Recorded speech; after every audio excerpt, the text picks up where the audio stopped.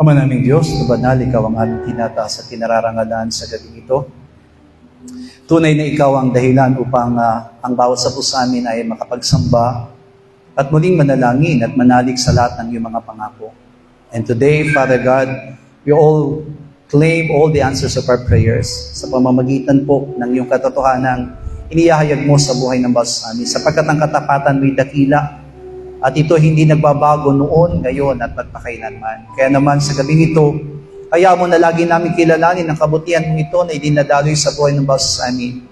Pakako mo nagpapapala sa kanila. At kaya mong maranasan nilang lagi, Panginoong Diyos, na hindi sila nagkukulang sa lahat ng kailang mga pangailangan. Ito po ang aming dalangin at ibinabalik sa iyong papurit pagsamba. Sa pangalan po ng aming Panginoong Jesus.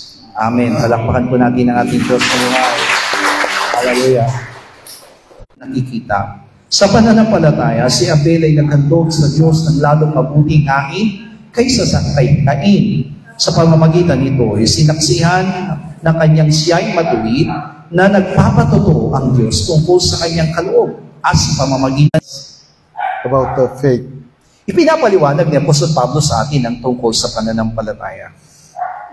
He said, now faith is the substance of things hoped for and the evidence of things not seen. That's why they said, after prayer, after believing Jesus, and even though after prayer, the peace of God, they said, come to me. Kaya naman inaangkin po nila, matapos po silang manampalataya o matapos silang manambahan, ay patuloy nilang nararanasan ang kapayapaan ng Diyos. Also, tayo po ay nananalig kay Yesu Cristo. Thanks God, because now, we have hope for our salvation and eternal life. At nagpapasalamat tayo sa Diyos sapagkat ang tunay na inaasahan natin, hindi lamang ang ating kaligtasan, kundi ang buhay na walang hanggan.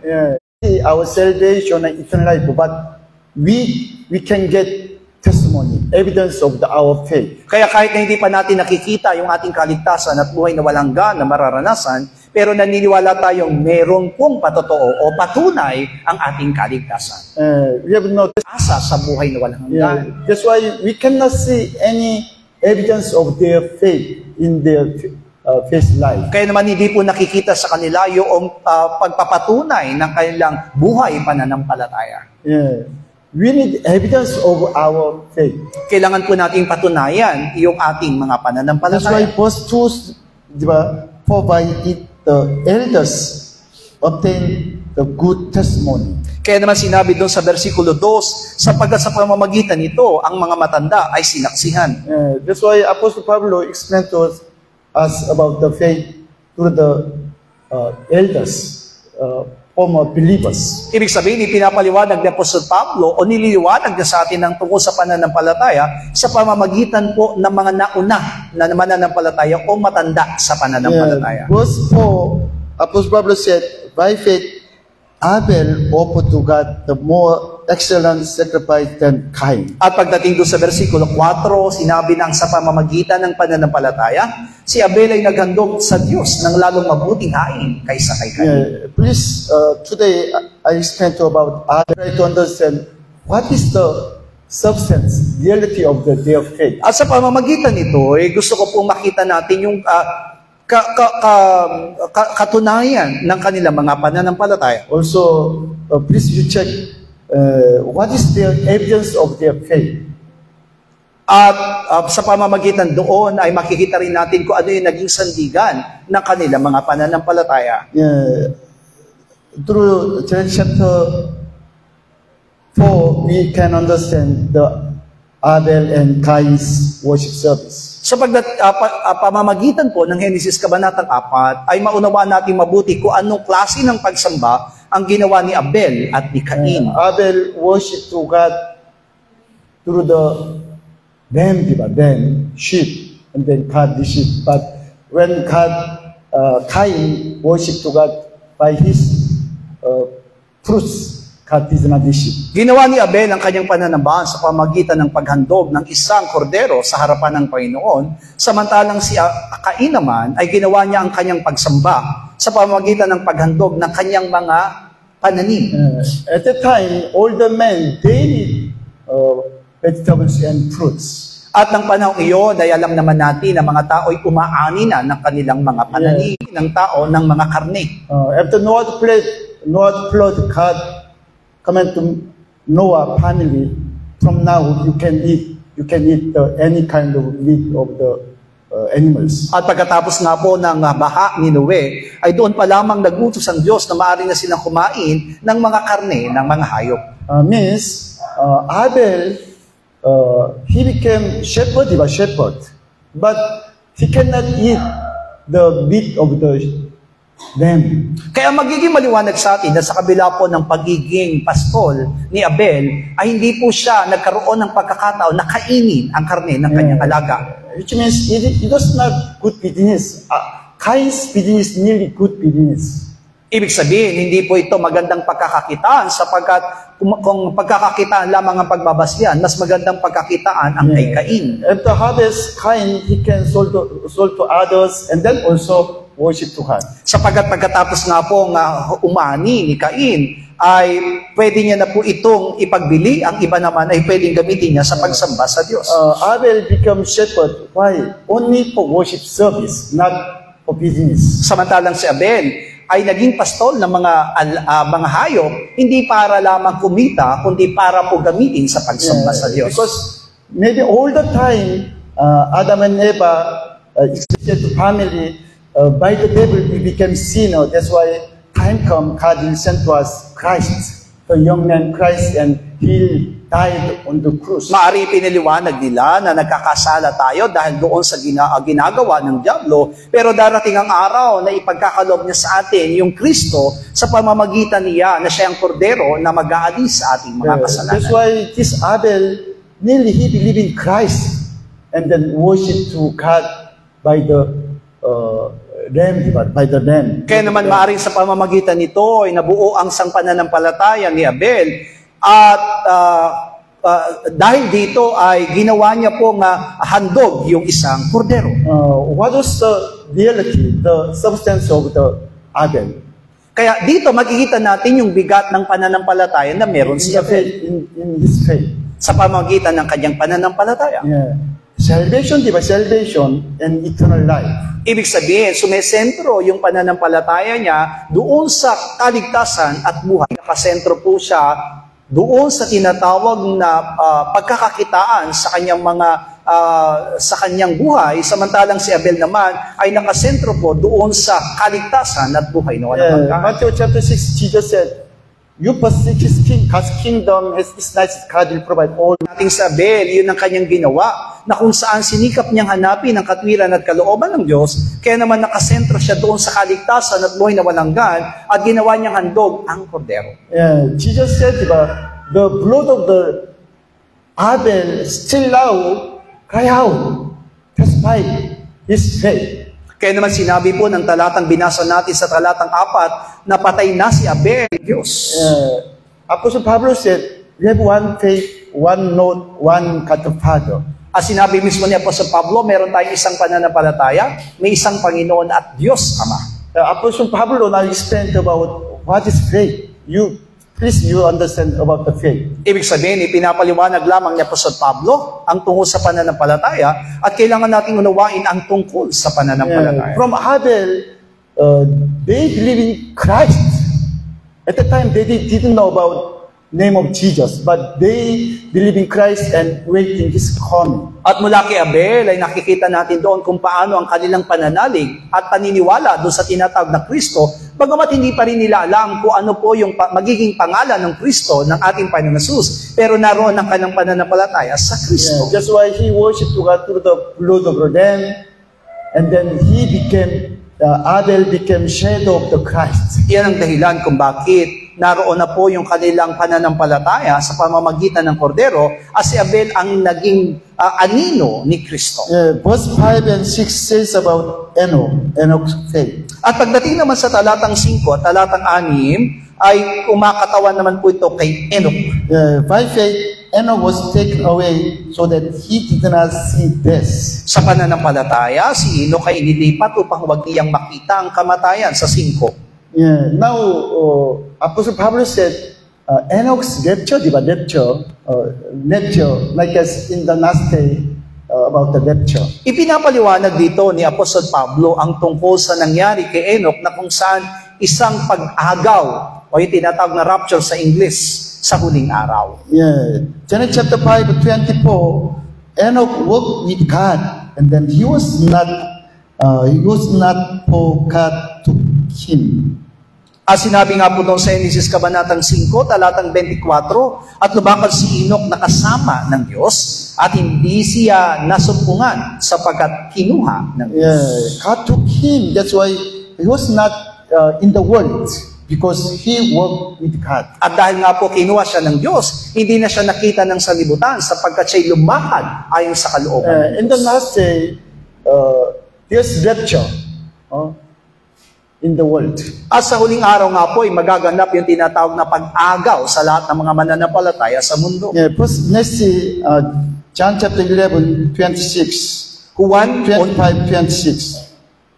Juan 11:25 hanggang 26.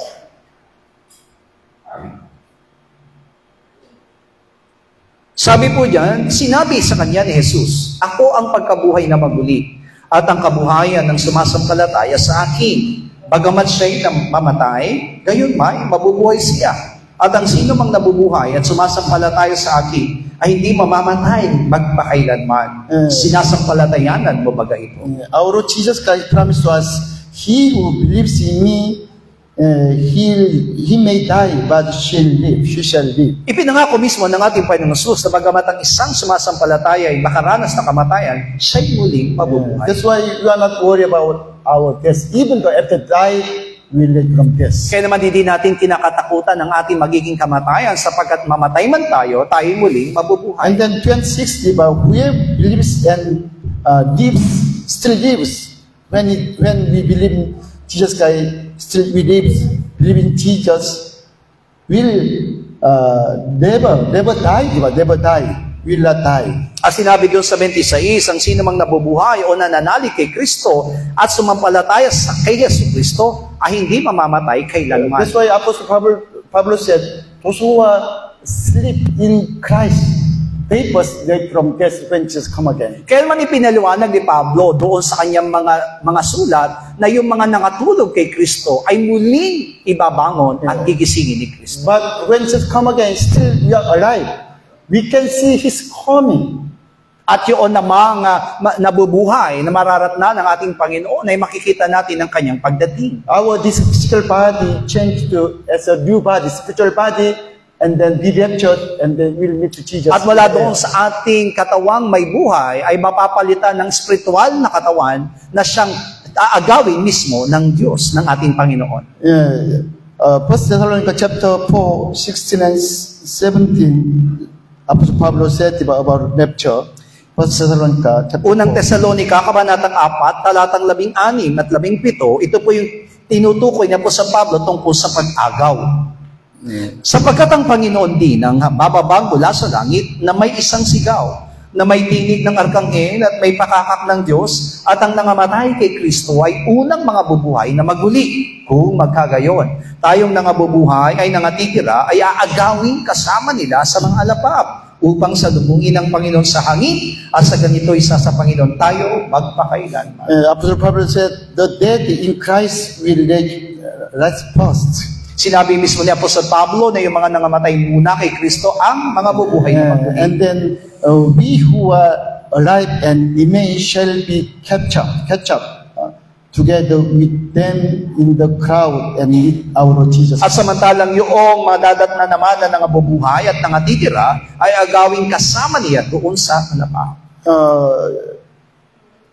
Enoch, our ancestor Enoch, he was really believing nature, eternal life. Ang ating ninunong si Enoch ay naniniwala po doon sa pag-agaw sa atin at buhay na walang hanggan. He denied his old man, diba? He denied himself an old man. That's why all the time he walked with God. Maaring naranasan niya rin na limutin ang kanyang sarili at patuloy na lumakad ayon sa Now, kawa ng we Diyos. cannot walking with Jesus Christ because still we have strong our own self. Bawat sa po sa atin na hindi makasunod at makagawa doon sa gawain ng ating panunguso sapagkat ang nananaig sa atin ay ang ating mga sarili. You know, now many our church members, children, they are not come to church, they are not believing God. At marami nga po sa ating mga miyembro na mga anak nila ay hindi na dumadalo sa ating iglesia.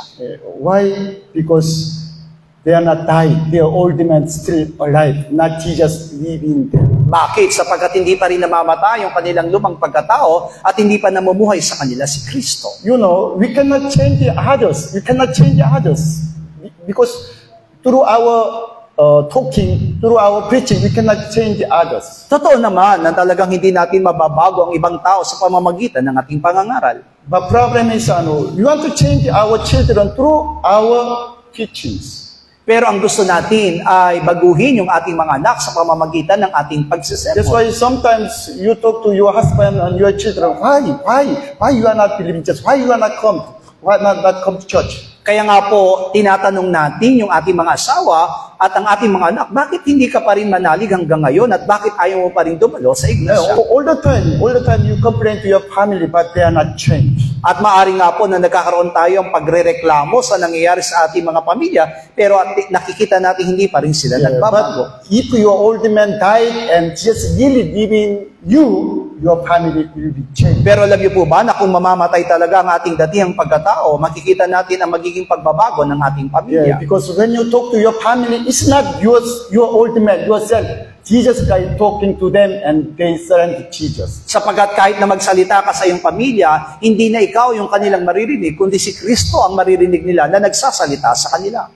Now, it is our problems. Now, we understand about overcome to our old man, the devil through head, but not through faith. Iyan din yung nagiging malaking problema sa buhay ng bawat sa atin. Alam natin na kung paanong kailangan natin mapagtagumpayan ng dyablo, pero hindi ito nagiging ating pananampalataya, kundi ito'y nagiging karunungan lang sa atin. Only sometimes we want to walk with Jesus Christ. Only sometimes. Maaring minsan ay ninanais naman natin na tayo lumakad kasama si Kristo. But according to God's will, we have to die every day and all the time. Pero ayon sa kalooban ng Diyos, hindi lamang tayo dapat mamatay ng minsanan, kundi araw-araw ay kailangang maranasan ito at sa lahat ng panahon. Like during worship service and prayer meeting, it's walking with Jesus Christ.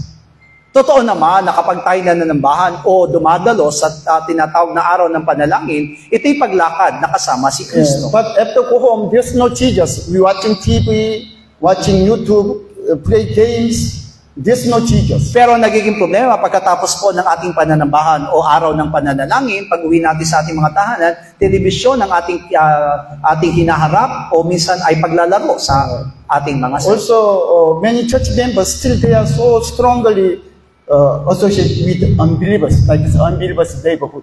At marami pa rin sa ating mga miyembro na nakikiayon pa rin doon sa kanilang mga kapitbahay na hindi pa mananampalataya. There's no Jesus. At that time, there's no Jesus. At kapag ganun ang nangyayari, maaring wala pa sa atin si Kristo. That's why from people, I told you, time to time, we have to come to church and then walking with Jesus Christ through prayer and then fellowship and then also preach the gospel. Kaya naman nasabi ko po sa inyo na ang mas magandang gawin natin ay dumalo at pumarito sa loob ng iglesia upang lumakad kay Kristo at manalangin at patuloy na mangaral ng salita ng Diyos. You know why? Also, it is for me, for my also eternal life. At hindi lamang yun para sa iyo, kundi para sa akin, para sa ating buhay na walang hanggan. Because I am pastoral and missionary, that's why I want to also fellowship with you in Christ Jesus and preach the gospel with you. At dahil nga ako isang pastor at misyonaryo, nais ko rin na makasama kayo, hindi lamang sa gawain, kundi sa pagpapahayag ng salita ng Diyos. But almost our church members, only sometimes working with Jesus Christ, but almost other times, there's no Jesus. Pero karamihan ng ating mga miyembro ay maaari nga po na minsan ay lumalakad na kasama si Kristo, pero kadalasan na hindi. 2 days ago, I called to my wife. Na nakalipas na araw ay tinawagan ko ang aking asawa. Maybe if God's willing, from next year, I'll stay in Aurora. At kung loloobin ng Panginoon, maaring sa susunod na taon ay doon na lamang ako mananatili sa Aurora. Not only Aurora, di ba? Now I am asking to Jesus Christ, where are you now? I want to join with you. Sapagat hindi lang naman doon sa Aurora, kundi ang hinahanap ko talaga ay kung nasaan yung si Kristo at gusto ko pong makasama siya. I don't know my Jesus where. I want to go with Him. At naniniwala ako na hindi ko pa alam kung nasaan siya sa akin at ang inaasahan ko ay makita at masumpungan ko siya. Because I am ordinary man, but I am not strong. I have a weak point. Bilang isang tao, alam ko po na hindi pa ako ganun kalakas at marami pa rin akong kahinaan. Because if there's no spiritual program in the church, usually also me also saying, I am staying in my old man time. At naniniwala ko kung mawawalan ng spiritual na paglago ang ating iglesia, ibig sabihin dito, namumuhay pa rin ako doon sa aking lumang pagkatao. But I think if I go to mission, maybe I can join with Jesus Christ 24 hours. Kaya naman naniniwala ako na ako ay hahayo doon sa tinatawag na misyon, masasabi kong iyon na po yung tunay na pagkilos at pagsama kay Kristo. My wife worry about two things. One is weather, whether she does not hot weather. Dalawang bagay ang kinatatakutan ng aking asawa. Una ay ang panahon. Ayaw niya po ng mainit.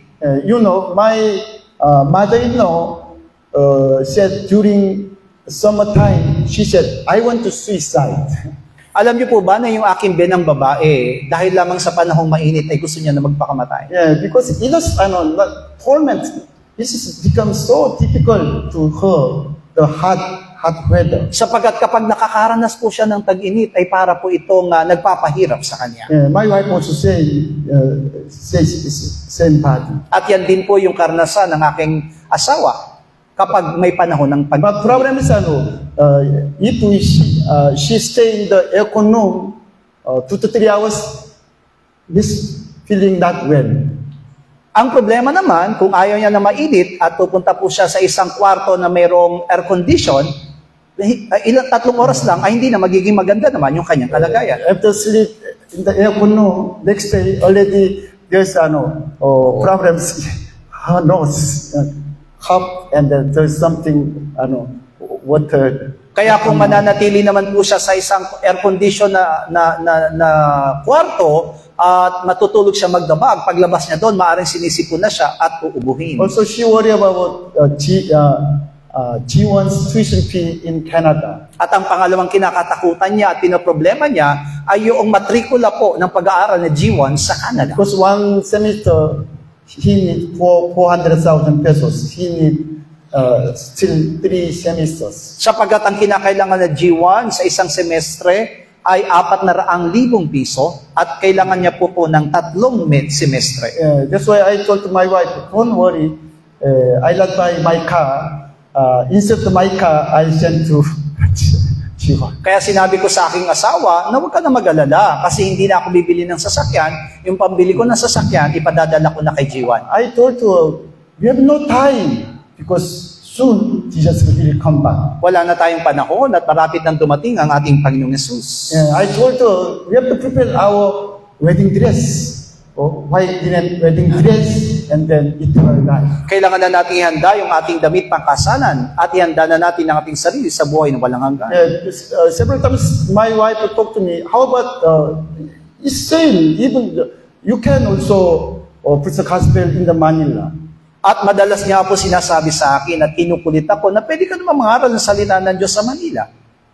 I know, if we have program, I can join to the preach the gospel ministry in the Manila. Alam ko naman talaga na kung meron tayong programang gano'n, ay pwede naman ako makasama sa pangangaral ng salita ng Diyos sa Manila. But after that program, after preach the gospel, same diba, time to time, I am not working with Jesus Christ. Pero alam ko po na kahit na po makasama ako doon sa programang iyon, kung ako'y mananatili sa Manila, ay maaaring hindi po magiging ayon sa paglakad ko kay Kristo. If we work with Jesus Christ 24 hours, we can really good communicate with Jesus Christ. Sapagat naniniwala ako ng 24 oras na tayo lumalakad kasama ni Kristo, tunay na tayo mayroong magandang ugnayan sa Kanya. Like as American missionary ministry in the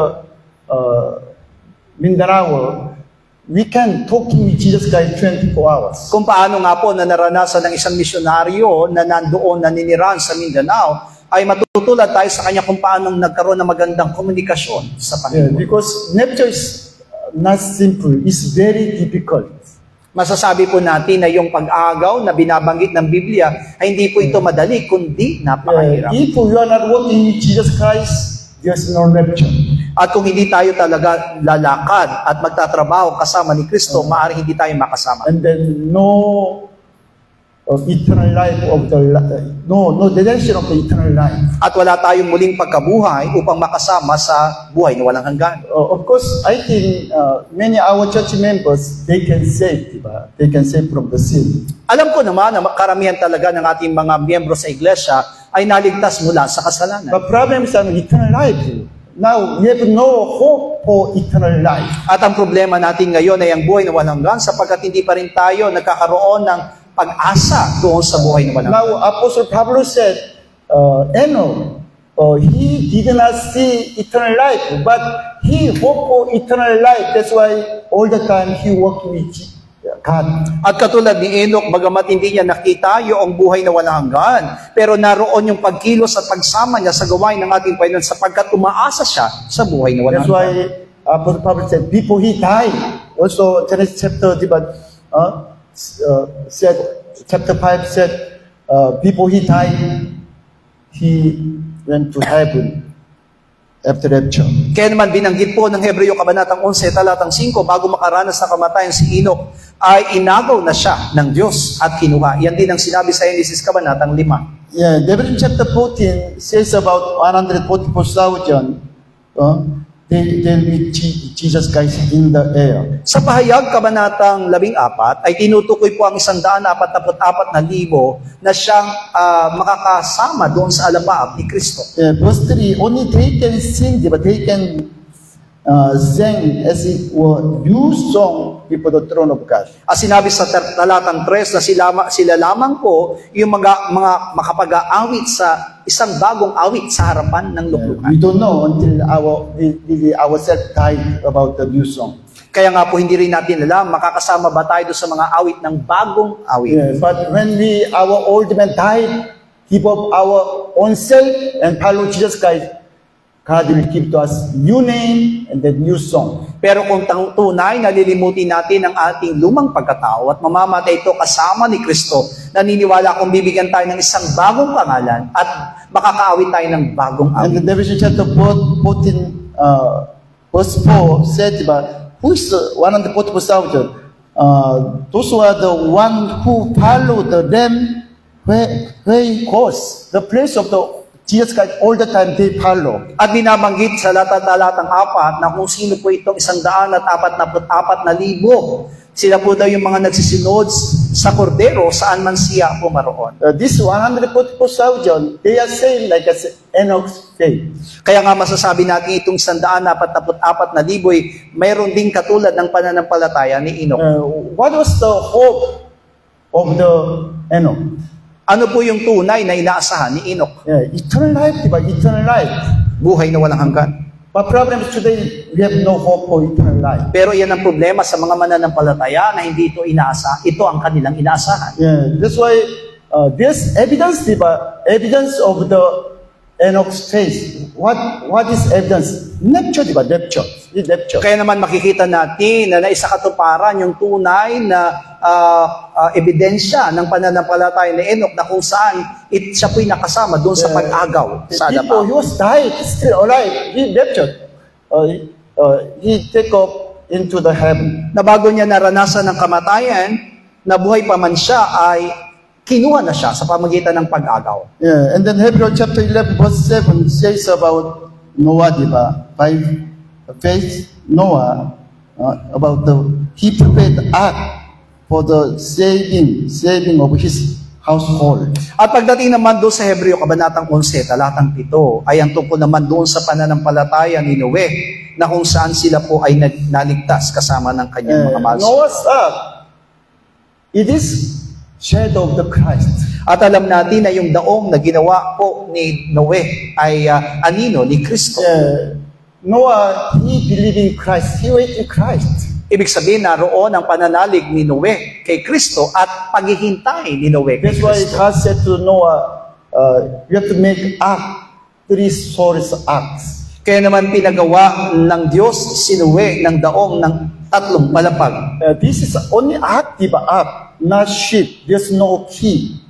At ito po ay isang daong lamang at hindi po itong isang barko. Kaya naman ito ay walang timon. Why is 3 stories ark? Because it is, before I told you, ark, it was like as God's temple. Nabanggit na po sa atin kung anong ibig sabihin po ng 3 palapag na ito'y kumakatawan doon sa templo ng Diyos. That's why you can understand the first floor, there's unclean animals. There was At mula doon sa unang palapag ay makakasumpong tayo ng mga hayop na marumi.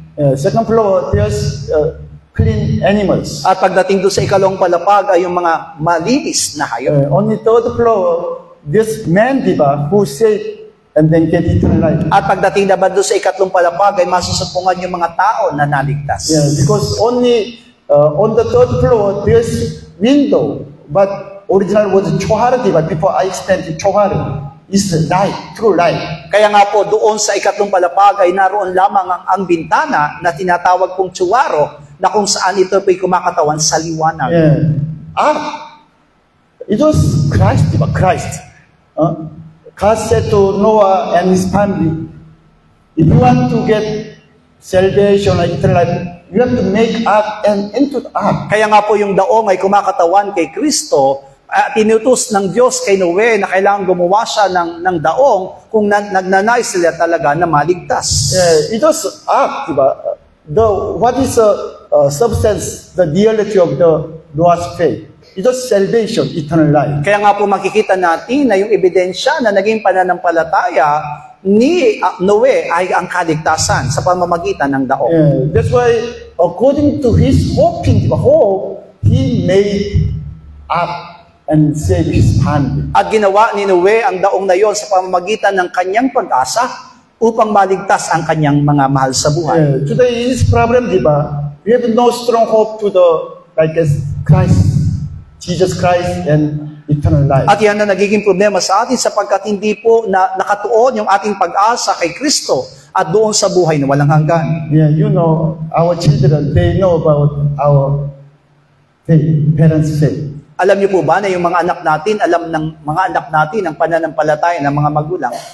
That's why I am sorry to my children because I did not show to them true faith. At ako po ay humihingi ng paumanhin talaga sa aking mga anak sapagkat hindi ko na ipakita sa kanila ang tunay na pananampalataya. Before time to time, I try to discipline to them by my old man, not Jesus Christ. At ang ginagawa ko noon ay ang pagdidisiplina sa kanila sa lahat ng panahon, hindi sa pamamagitan ni Kristo, kundi sa pamamagitan ng aking sariling karunungan. That's why when they mistake, I'm angry, shout, and then even though I hit them. Yan ang dahilan kung bakit kapag sila'y nagkakamali, hindi lang sigaw ang ginagawa ko, kundi pagpalo. They know my father is pastor and missionary, but they cannot find through Jesus Christ in me. Alam nila na ang kanilang tatay ay pastor, pero hindi nila nakikita yung tunay na pananampalataya sa akin. That's why I know now some of my children, they have no strong faith because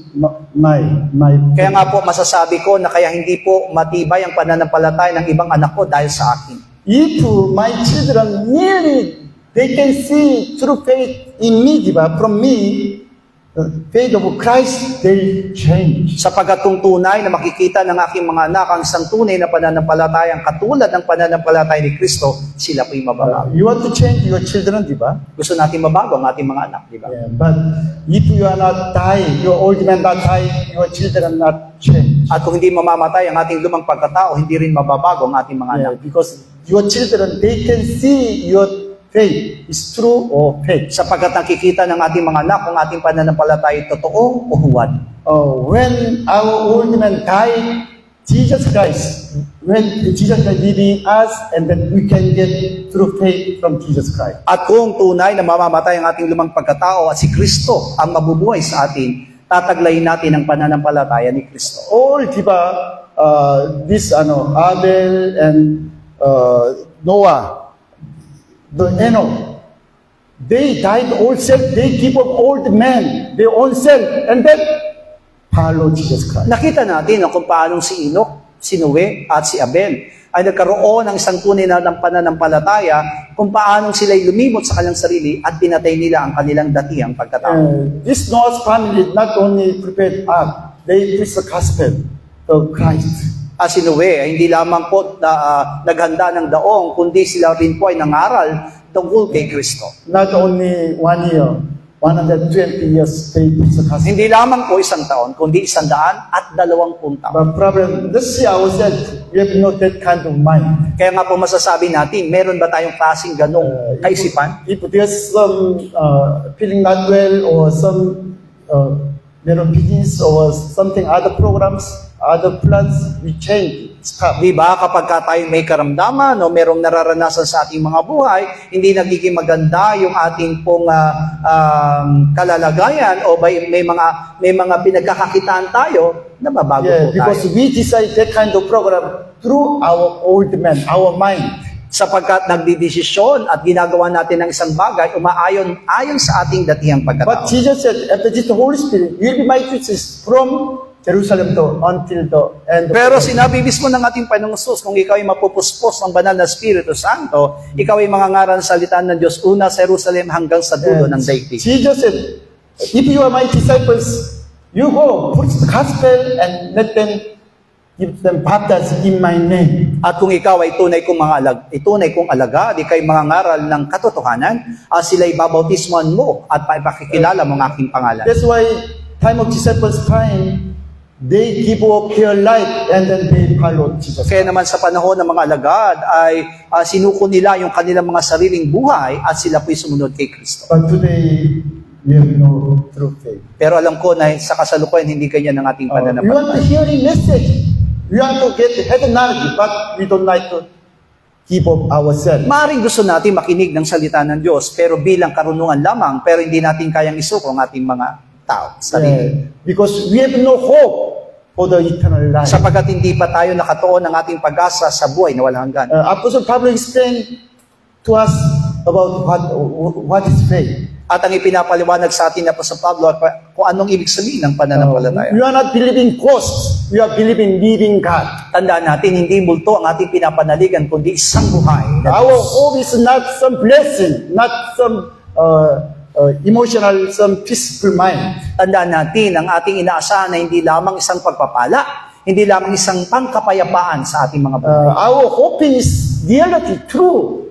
It is salvation and eternal life. Ang inaasahan natin ay katotohanan at ang inaasahan natin ay ang buhay na walang hanggan. If you have true faith, Apostle Pablo said, you have also evidence of your faith. At kung tunay na tayo ay nagtataglay ng pananampalataya, magkakaroon din ng patunay o ebidensya ang ating The problem is pananampalataya. we cannot show to others our evidence of our faith. Pero ang problema nga po, hindi natin maipakita ang patunay o ebidensya ng ating pananampalataya. Like a Kibuloy Church, they have so many members and they are so rich. Alam natin na ang iglesia ni Kibuloy ay isang mayamang iglesia at maraming miyembro. Because all the time they said about the law. If you not obey, you will die. You will die. Sapagkat para silang iglesia, nang binabanggit sa loob ng kanyang iglesia, ay kautusan lamang at kung hindi ka susunod, ikaw ay mamamatay. You will not open to a tithe. There's no blessing, you have no life. At kung hindi ka magbibigay ng iyong ikapu, ikaw ay walang pagpapala at ikaw ay walang buhay. But our church is not in the law, diba? Already we are free from the law. Pero ang iglesia po natin ay hindi po nasa ilalim ng kautusan at malaya na tayo sa kautusan. The problem is our church members not nearly understand. That's why they are not really changed. Pero ang problema nga po, hindi po lubos na unawa ng ating mga miyembro ang katotohanan, kaya naman di sila nababago. And then they try to check the word of God, even the pastor's message through their old men.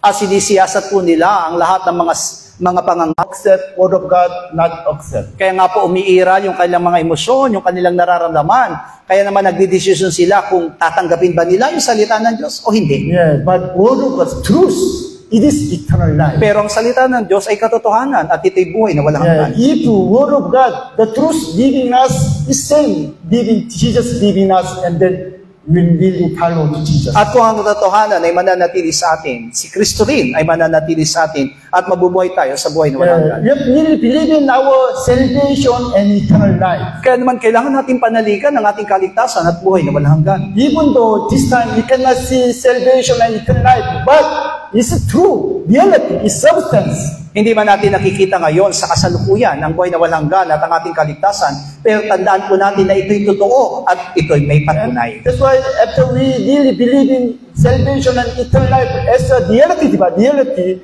and then we'll follow to Jesus, there's evidence of our faith. Kaya naman kung naniniwala tayong may katotohanan ng ating buhay na walang hanggan at ang ating kaligtasan, tayo susunod sa Kanya at makikita natin yung ebidensya ng ating pananampalataya. At that time, your husband, your children will be changed. They'll come to Jesus Christ. At makikita natin kung paano hindi lamang ang ating asawa, kundi ang ating mga anak ay mababago at sila ay susunod. At that time, your neighborhood, your friends will be change and come to Jesus Christ. At hindi lamang sila, kundi ang mga kaibigan ay mababago din at sila ay susunod kay Kristo. Yeah, because they can see your old man already died and Jesus Christ living in you. Sapagkat nakikita nila kung paano ang iyong datihang pagkatay namatay at si Kristo nang nabubuhay sa iyo. And then when your old man died, and then when you preach the gospel with Jesus Christ, there's authority and power of Jesus Christ. Sa pamamagitan ng iyong kamatayan doon sa iyong lumang pagkatao, kapag ikay nangangaral, mararanasan nila yung buhay mula sa iyong pangangaral.